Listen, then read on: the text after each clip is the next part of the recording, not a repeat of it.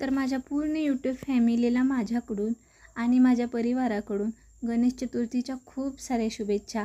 तर आज सकाळीच गणपती बाप्पांना घरी आणण्यासाठी आमची लगबग चालू होती. तशी तर आज प्रत्येकाकडेच लगबग चालू असते की कधी एकदा आपण गणपती बाप्पांना घरी आणतो आणि विराजमान करतो, असं प्रत्येकाच्याच मनात आणि घरात असं चाललेलं असतं. तर प्राप्ती तिच्या पप्पा आणि काकांच्या बरोबर मुहूर्त होता तोपर्यंत गणपती दोघं आणायलाच गेली आहेत.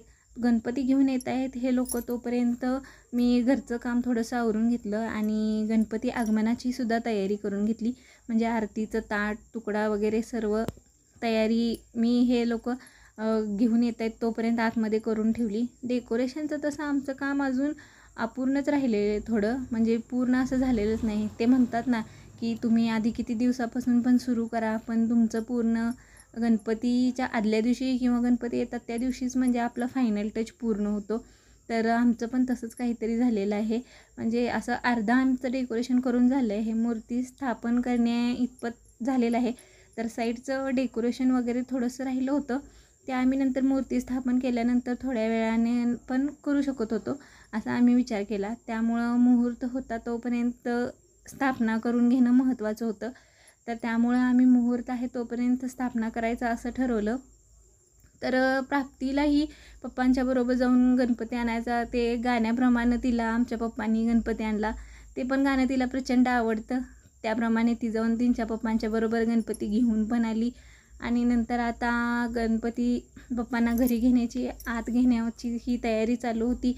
पायावर पाणी वगैरे घालून तुकडा ओवाळून टाकला. गणपतीबरोबर आमची गौराई पण आली होती. गौराई म्हणजे आमची प्राप्ती, तीही आली होती. तर तिचेही पाय धुवून तिचंही औक्षण वगैरे करून घेतलं. तर तिला ती हौसच असते की तिचं पण पाय पुजावं, तिला पण हळदी कुंकू लावावं असं तिला वाटत असतं. त्यामुळं तिचं पण औक्षण केलं, तुकडा तिच्यावरूनही ओवाळून टाकला. इथं आरतीचं मी ताट तयार केलं होतं गणपतीचं औक्षण करायसाठी, पण वारं इतकं प्रचंड होतं की त्यामुळं आरत्या म्हणजे राहत नव्हत्या. त्यामुळं अगरबत्तीसुद्धा मग नंतर लावून घेतली की वारं इतकं प्रचंड होतं की आरत्या राहणं जरा कठीणच होतं. पण थोडा वेळ गणपतीला औक्षण करूपर्यंत आरती ओवळपर्यंत तरी आरत्या राहिल्या. गणपती बाप्पांचीच कृपा म्हणायची. तर आईने झाला गणपतीचं औक्षण करून झालं आईंचं. तर नंतर आता मी औक्षण गणपती बाप्पाचं करायला घेतलं होतं.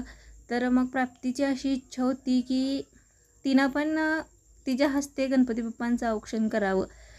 त्यामुळं मग मी औक्षण केलं. नंतर प्राप्तीलाही घेतलं, तिच्या हातात ताट दिलं आणि नंतर तिलाही म्हटलं तू आता औक्षण कर. तिनंही आरती ओवाळली आणि नंतर तिने पण नमस्कार करून घेतला गणपती बाप्पाला. तर आता फायनली आपण गणपती बाप्पांना घेऊन घरात जाऊया. तर प्राप्ती पुढं गणपती बाप्पांना वाट दाखवण्यासाठी ती गणपती बाप्पांच्या समोर आलेली आहे. तर इथपर्यंत येऊन तिचं समाधान झालं नाही. तर आता तिला औक्षण आरती करून झाल्यानंतर आता तिला गणपती बाप्पांना तिच्या हातानं घरात घेऊन जायचं होतं. तर इतकी मोठी मूर्ती तर तिच्या हातात देणं शक्य नव्हतं. त्याच्यामुळे तिच्या काकांनी आणि प्राप्तीनं दोघांनी पण मूर्ती आतमध्ये आणली. आता आतमध्ये आणल्यानंतर प्राप्तीच्या पप्पांनी मूर्ती घेऊन मूर्तीला घरात आणल्यानंतर पूर्ण घर दाखवतात असं म्हणतात. त्यामुळं आम्ही आत आणली, देवाऱ्यावर सर्व देवतांच्याकडे नेऊन आणली. आता प्रत्येक खोलीमध्ये, किचनमध्ये, इकडच्या रूममध्ये वगैरे असं पूर्ण आम्ही आता खोलीमध्ये गणपती बाप्पांना फिरवून घेतलं. तर गणपती बाप्पांच्या आगमनामुळं असं पूर्ण घरात पॉझिटिव्ह आपल्या सकारात्मकता पसरावी, गणपती बाप्पांचं लक्ष आपल्या पूर्ण घरावरती असावं, सर्व घरातली यांच्या कृपेमुळे आपल्या घरातली सर्व निगेटिव्हिटी नकारात्मकता दूर व्हावी, आमच्या घरावर गणपती बाप्पाचं असंच लक्ष असावं त्यामुळे आम्ही गणपती बाप्पांना पूर्ण घरामध्ये फिरवून आणलं. आणि आता आम्ही फायनली गणपती बाप्पांची प्रतिष्ठापना करत आहे. तर गणपती बाप्पांना त्यांच्या आसनावरती प्राप्तीच्या पप्पांनी बसवलेलं आहे, स्थापन केलेलं आहे. तर प्राप्तीची इथं फोटो काढण्याची पण तिची गडबड चालू होती, ती मूर्ती पण स्थापन करायची चालू होती. तर आता मूर्ती स्थापन केलेली आहे बरोबर वगैरे बघून, बरोबर सेंटरला अशी मूर्ती स्थापन केलेली आहे. तर हे असं सिंपल थोडंसं डेकोरेशन केलं होतं, अजून डेकोरेशन बाकी आहे आमचं. तर मूर्ती स्थापन केली, नंतर सर्वांनी मिळून आरती पण करून घेतली. तर प्राप्तीचं बघा काहीतरी गंमत वेगळीच चालू आहे. नंतर थोड्या वेळाने हराळी आघाडा आणून दिला आम्हाला घरामध्ये. तर आम्ही त्याच्या अशा 21 अशा हराळीच्या पेंड्या वगैरे केल्या.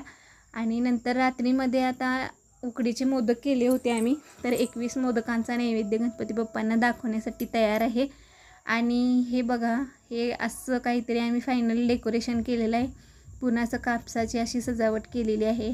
हा मोर हा पण घरी तयार केलेला आहे. आणि असं हे आहे, म्हणजे फायनल डेकोरेशन बऱ्यापैकी हे असं आहे आमचं.